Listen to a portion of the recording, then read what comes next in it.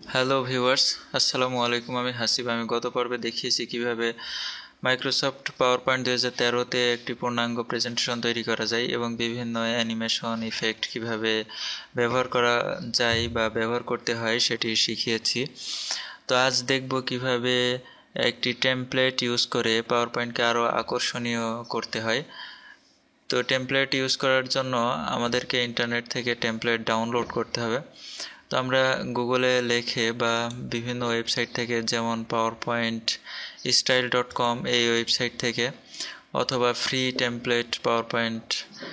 PowerPoint template ডিজাইন.com এখান থেকে, এরকম অনেকগুলা ওয়েবসাইট আছে, অনেক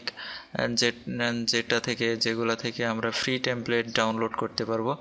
তো এসব ওয়েবসাইটে এসে এই powerpoint-style.com-এ আসার পরে এখানে অনেক ধরনের সাবজেক্ট আলাদা করা আছে, ক্যাটাগরি আলাদা করা আছে। এখান থেকে যে ক্যাটাগরি অনুযায়ী আপনি প্রেজেন্টেশন তৈরি করবেন সেখান থেকে ডাউনলোড করে নেবেন, এবং নিচের দিকে এখানে কিছু আছে সেখান থেকেও নেওয়া যায়। আবার দেখা যাচ্ছে লাস্ট অ্যাডেড, তো এখান থেকে top view, top download, category wise, তো এইভাবেও আমরা ডাউনলোড করে নিতে পারবো। তারপরে এখানে ফ্রি পাওয়ারপয়েন্ট টেমপ্লেট ডিজাইন.com-এও এখানে দেখা যাচ্ছে কম্পিউটার, এডুকেশন, মেডিকেল, বিভিন্ন সাবজেক্ট ক্যাটাগরি আলাদা করা আছে, এখান থেকে ডাউনলোড করে নিতে পারবেন। তো আমি বেশ কয়েকটি ডাউনলোড করে, যারা খুঁজতে ঝামেলা হয় তাদের জন্য আমার ভিডিও ডিসক্রিপশন লিঙ্কে ডাউনলোড করে এগুলো জিপ ফাইল করে দিয়ে রেখেছি। এখান থেকে আনজিপ করে টেমপ্লেটগুলো ইউজ করতে পারবেন পছন্দ মতো। তো আমি বেশ কয়েকটা ডাউনলোড করেছি, চলুন দেখা যাক সেগুলা কি অবস্থা।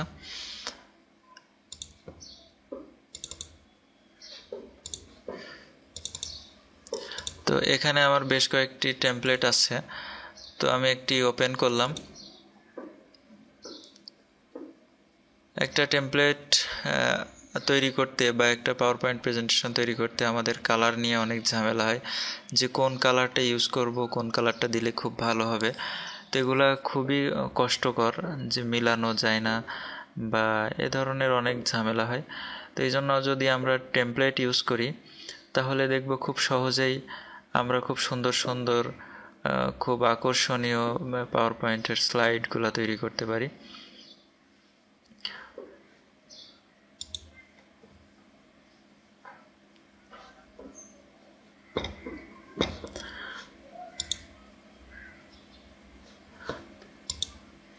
তো এখানে ওপেন করলাম, দেখলাম যে এখানে খুব সুন্দর একটি টেমপ্লেট এসছে।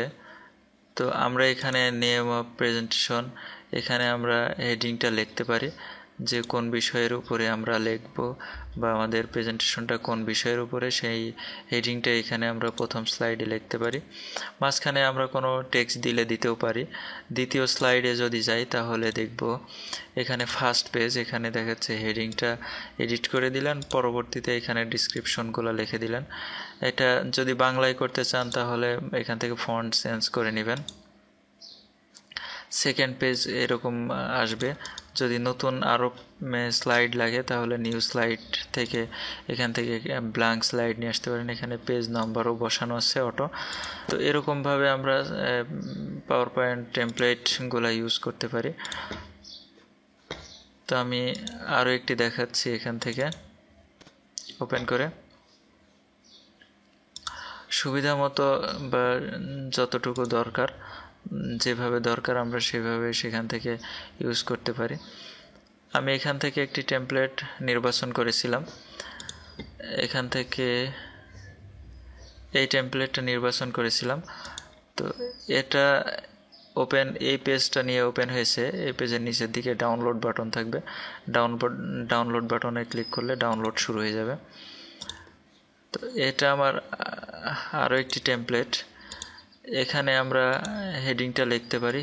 2 নম্বরে এখানে আমরা ডিসক্রিপশনটা লিখতে পারি, এখানেও আমরা ডিসক্রিপশন লিখতে পারি। সেকেন্ড পেজ, প্রতিটা টেমপ্লেট এরকমভাবে খুব সুন্দর সুন্দর করে দেয়া আছে। যারা বিভিন্ন ধরনের টেমপ্লেট বা পাওয়ার পয়েন্ট বানাতে অসুবিধায় আছেন যে কীভাবে বানাবেন, তো এই টেমপ্লেটগুলো থেকে যে কোনো একটি নির্বাচন করে খুব সহজেই এটা খুব সুন্দর পাওয়ার পয়েন্ট প্রেজেন্টেশন বানাতে পারবেন, অনেকগুলো স্লাইড তৈরি করতে পারবেন। এটাতে দেখান, এটাতেও অনেকগুলা 3টা স্লাইড দেওয়া আছে, খুব সুন্দর একটি টেমপ্লেট। এটাও খুব সুন্দর করে এডিট করে নিতে পারবেন, খুবই সুন্দর এই প্রেজেন্টেশন স্লাইডগুলা। তো বন্ধুরা, আমি ডিসক্রিপশনে ডাউনলোড লিঙ্কগুলো সবগুলো একসাথে দিয়ে দিচ্ছি, আপনারা এক্সট্র্যাক্ট করে এগুলা ইউজ করতে পারবেন। তো আমার ভিডিও যদি ভালো লাগে তাহলে আমার চ্যানেলে সাবস্ক্রাইব করবেন, তাহলে পরবর্তী ভিডিও পেয়ে যাবেন। ধন্যবাদ সবাইকে।